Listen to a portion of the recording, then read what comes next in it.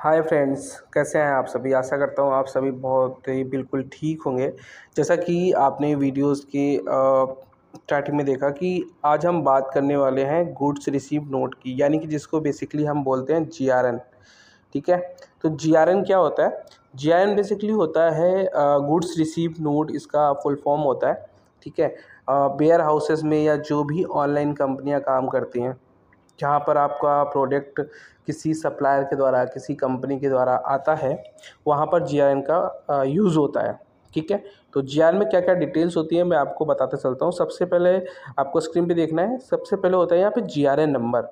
ठीक है। तो जीआरएन नंबर का बेसिकली काम क्या होता है कि जहाँ पर भी जो भी जीआरएन हम भेजते हैं, प्रॉपर उसका एक नंबर होता है, वो नंबर वहाँ पर मेंशन करना होता है।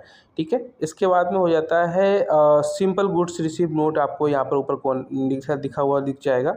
इसके अलावा उसकी डिटेल्स हो जाती है, यहाँ पर मिल जाता है आपको सप्लायर का नाम।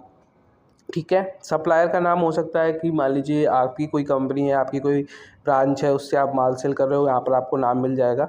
इसके बाद आपको डेट मिल जाएगा कि किस डेट में आपने सेल किया हुआ है, किस डेट में प्रोडक्ट को भेजा हुआ है। आपको यहाँ पर एडवाइस नंबर मिल जाएगा, अगर आपने कुछ सजेस्ट किया है तो वो नंबर क्या रहता है। ऑर्डर नंबर में आपको मिल जाएगा बेसिकली ऑर्डर नंबर, कि आप को जो ऑर्डर रिसीव हुआ था उसका नंबर क्या था, उसी के अकॉर्डिंग आप इस प्रोडक्ट को डिलीवर कर रहे हैं। डिलीवरी लोकेशन में आपको मिल जाता है कि लोकेशन क्या है डिलीवरी की। एक्चुअल एड्रेस मिल जाएगा आपको यहाँ पर, प्रॉपर कंपनी का किस वेयर हाउस पे जाना है।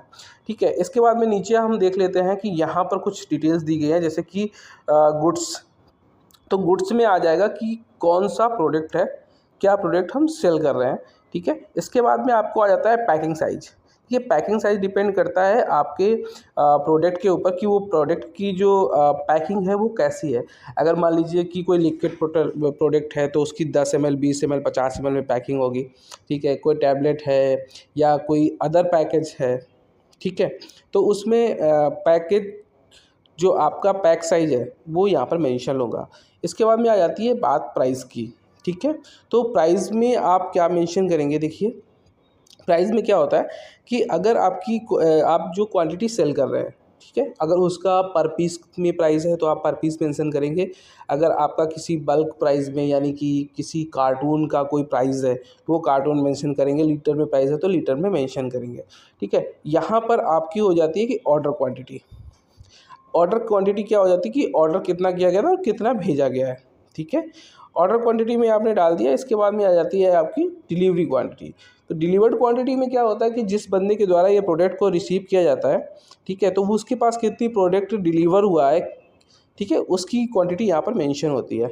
इसके बाद में यहाँ पर कमेंट्स आ जाता है। प्रॉपर इस कमेंट सेक्शन का यूज़ करते हैं वो लोग जो इस प्रोडक्ट को रिसीव करते हैं। तो इसमें अगर कुछ एक्स्ट्रा कमेंट्स उन्हें लिखना होता है तो वो लिख देते हैं। ठीक है। एंड यहाँ पर आपको मिल जाता है रिसीवर बाई का सिग्नेचर। जो भी बंदा आपका रिसीव कर रहा है प्रोडक्ट का, उसका सिग्नेचर यहाँ पर होना मैंडेटरी है, बहुत ही इंपॉर्टेंट है। एंड इसके बाद में अगर आता है बात, तो आता है चेक्ड बाई। ठीक है। जो प्रोडक्ट आपका डिलीवर हुआ है वो किस बंदे ने चेक किया है। ठीक है। वहाँ पर एक चेकिंग टीम भी होती है जो प्रोडक्ट को चेक करती है कि प्रोडक्ट किस कंडीशन में आपके वेयर हाउस को डिलीवर हुआ है। वो प्रॉपर चेक करने के बाद आगे फॉरवर्ड करती है। एंड इसकी कॉपी के बारे में बता देता हूँ। एक्चुअली ये जो कॉपी रहती है आपकी, सबसे पहले रहती है अकाउंट्स एंड फाइनेंस डिपार्टमेंट के पास। सभी कंपनियों में कंपनी के फाइनेंस को मेंटेन करने के लिए फाइनेंस डिपार्टमेंट होता है, जिसमें ये कॉपी जाती है। ठीक है। वहाँ पर मेंटेन होता है कि हमने कितना प्रोडक्ट परचेज किया, कितने में सेल किया, क्या हमारा प्रॉफिट है, क्या हमारा लॉस है, ये सारी चीज़ें मेंशन होती हैं। सेकेंड कॉपी जो रहती है वो रहती है आपकी सप्लायर के पास। अब यहाँ पे देख पा रहे हो सेकेंड नंबर पे सप्लायर लिखा हुआ है।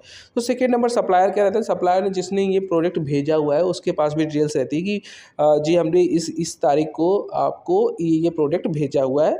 ठीक है, जो रिसीव हुआ है।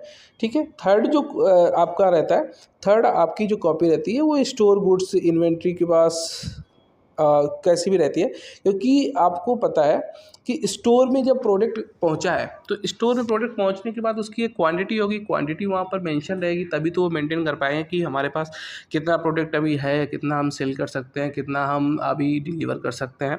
तो उसका उस सभी चीज़ों को मेंटेन करने के लिए सब पूरी जो जिम्मेदारी होती है गुड्स रिसीव नोट की होती है। तो गुड्स रिसीव नोट बेसिकली इतना ही है, क्योंकि इसका यूज़ अब आजकल थोड़ा सा कम होता है।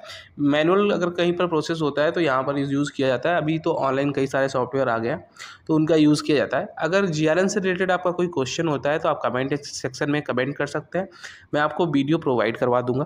एंड आपसे रिक्वेस्ट करना चाहूँगा कि आप चैनल को सब्सक्राइब कर लीजिए, और अगर कुछ कमेंट होता है, कुछ भी और एक्स्ट्रा जानकारी चाहिए तो आप कमेंट सेक्शन में मेंशन करें। मैं आपको नेक्स्ट डे ही, आपकी कमेंट देते ही नेक्स्ट डे मैं वीडियो बना दूंगा एंड आपकी हेल्प हो जाएगी। आपके सब्सक्रिप्शन एंड लाइक से मुझे मोटिवेशन मिलेगा। तो अगर आपको लगता है कि आपको सब्सक्राइब करना चाहिए तो प्लीज़ आप इसको सब्सक्राइब करें एंड मुझे सपोर्ट करें। Thank you.